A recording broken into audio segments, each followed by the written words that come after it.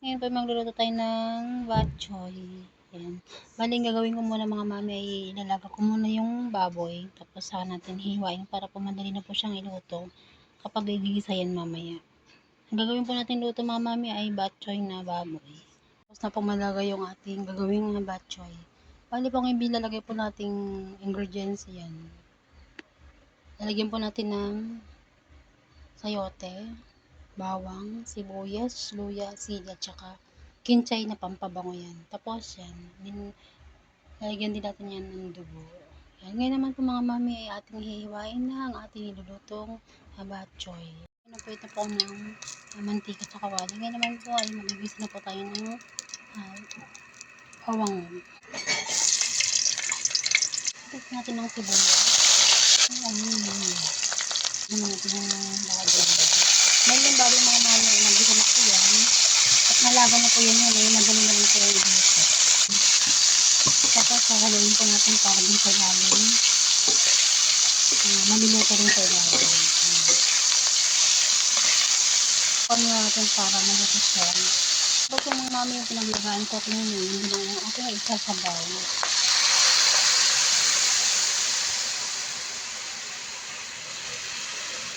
Tapos saka po natin hahaluin. Ayan, lalagyan na rin po natin ito ng pampalasa. Ito natin ng asin, tapos betchin. Tapos po lalagyan po natin ng pamintang buo. Lagyan na po natin yung sayote. Bali po yung sayote po mga mami, pahaba po ang hiwa.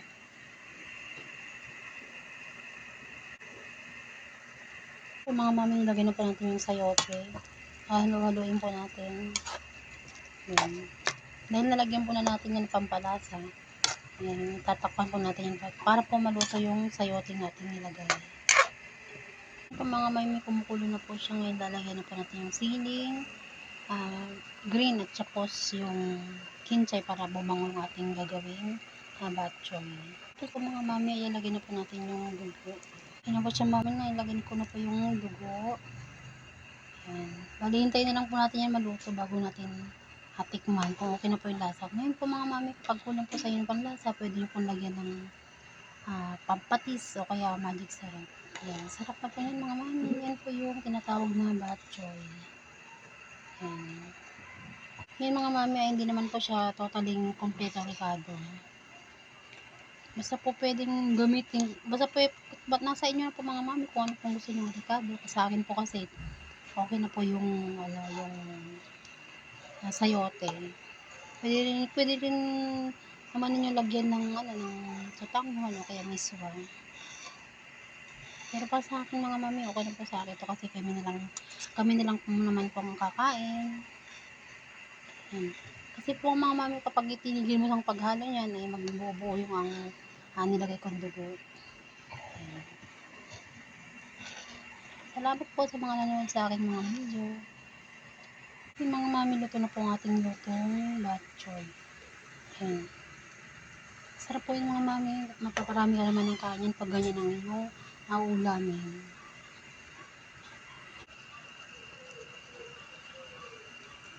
Mga mami, yung mga kapatiran naming Muslim dyan, pwede po kumakain ng dinuguan o kaya bok choy. Yan, paluto na po ang ating bok choy na baboy. Yan.